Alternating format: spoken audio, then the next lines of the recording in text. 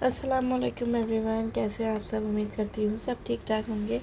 आज का ब्लॉग जो है वो आपके लिए भी काम क्या हो सकता है और मेरे लिए भी काम का हो सकता है, क्योंकि जो चीज़ें मुझे नहीं पता वो मैं आप लोगों से शेयर करूँगी। आप लोग मुझे लाजमी कमेंट में बताइएगा, और जो चीज़ मुझे पता है मैं किस तरह मैनेज करती हूँ वो मैं आपके साथ शेयर करूँगी।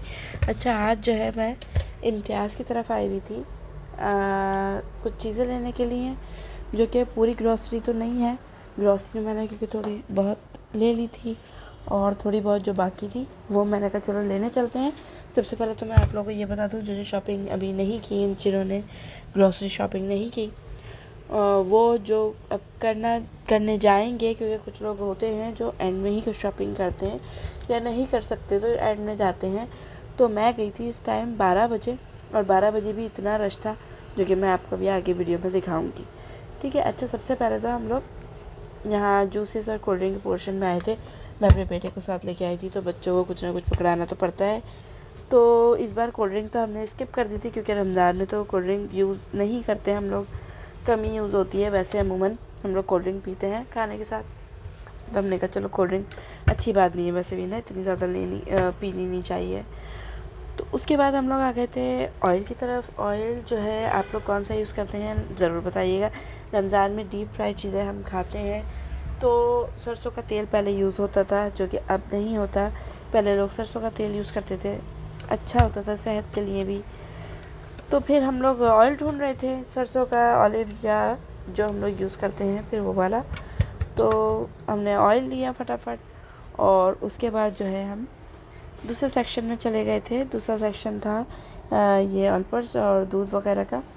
तो हमें ये तो नहीं चाहिए थे हम लोग, क्योंकि जो दूध होता है खुला हुआ वही इस्तेमाल करते हैं। बाकी मैंने 2-3 क्रीम्स ऐड की थी अपने राशन में। क्रीम, क्योंकि क्रीम यूज़ हो जाती है किसी भी चीज़ में। अक्सर मैं क्रीम चाट बनाती हूँ, वो बच्चे शौक़ से खा लेते हैं, अदरवाइज़ बच्चे चाट भी नहीं खाते। तो बस यहाँ पे अब ये जो पोर्शन है ना, ये तो फेवरेट है, बच्चों का भी फेवरेट है, बड़ों का भी फेवरेट है, क्योंकि मैक्रोनी है, पास्ता है, लज़ानिया है।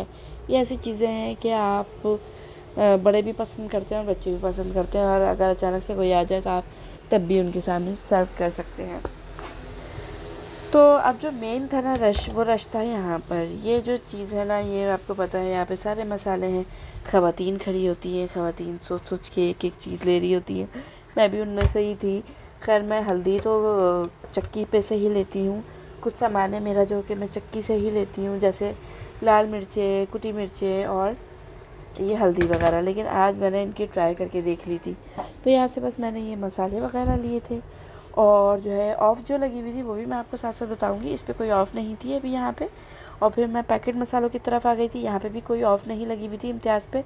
वैसे मैंने सुना था कि इम्तियाज़ पे काफ़ी ऑफ़ लगी हुई है, लेकिन जब मैं आई थी तो कोई ऑफ़ नहीं थी। और मैं ये गई हूँ कल, मतलब ये व्लॉग जो चल रहा है तो ये 2 दिन बाद का है। ठीक है। तो उसके बाद हुआ ये कि भाई हम मसाले की पोर्शन में आए। सबसे पहले तो आपसे ये सवाल है कि भाई मसाले, गर्मी अभी तो खैर मौसम सही है कराची का, लेकिन जैसे जैसे गर्मी आती है मसाले अगर हम खोल के रखते हैं बाहर कैबिनेट्स में तो उसमें कीड़े हो जाते हैं। क्या आपके घर पे भी ऐसा होता है कि कीड़े हो जाते हैं? फॉर एग्ज़ाम्पल चने की दाल है, ख़ास तौर पे चने की दाल है, ख़ास तौर पे चने की दाल में भी कीड़े हो जाते हैं। अच्छा, यहाँ पे जो है ना केचप के पोर्शन में जब मैं आई थी तो यहाँ पे आप देखेंगे कि यहाँ पे ऑफ़ अच्छी लगी हुई थी, मतलब नेशनल पे ऑफ़ लगी हुई थी और शंग्रीला पे भी ऑफ़ लगी हुई थी। शायद मैं भी आपको दिखाऊंगी, आप देखिएगा। पैसों में कोई 20-30 रुपए की या ये थी, ये देखें अच्छी खासी लगी हुई थी। 299 का था, वैसे 345 का शायद कुछ था। और ये आपको प्राइस यहाँ पे मेंशन हो रहे हैं।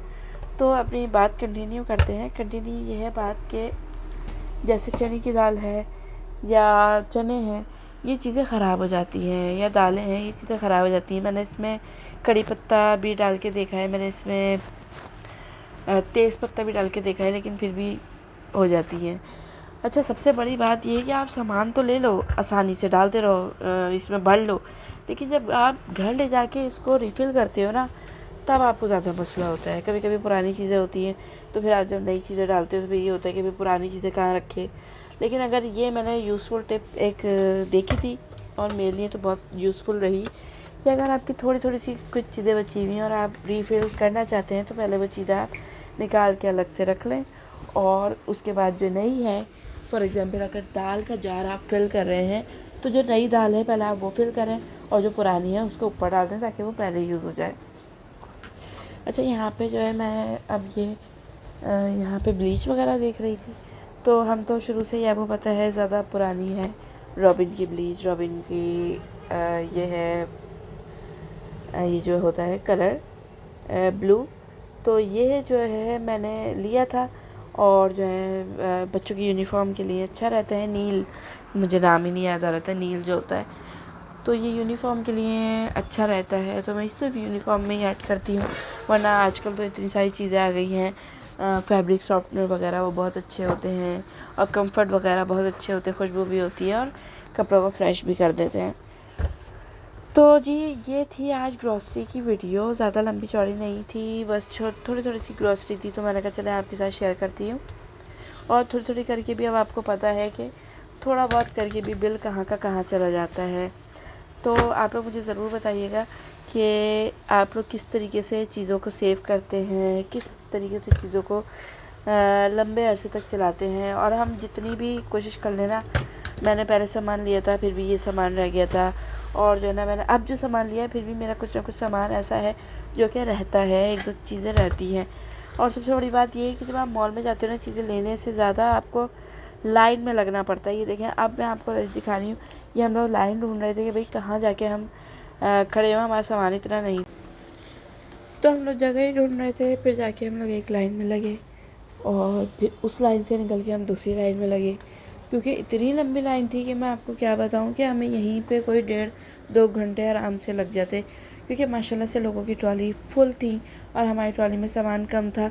और हम लोगों ने बेवकूफ़ी ये की कि हमने ट्रॉली की लाइन में हम पहले खड़े हो गए, लेकिन भाई बहुत ज़्यादा देख कर फिर मेरे हस्बैंड ने कहा कि भाई रुक जाओ तुम यहीं पे, मैं ज़रा देख कर आता हूँ आगे पीछे कहीं जगह अगर सही मिल जाएगी तो फिर वहाँ जाके खड़े हो जाएंगे। ये देखें किस कदर रश है कि लाइन बनी हुई है और काउंटर बहुत स्लो चल रहे थे।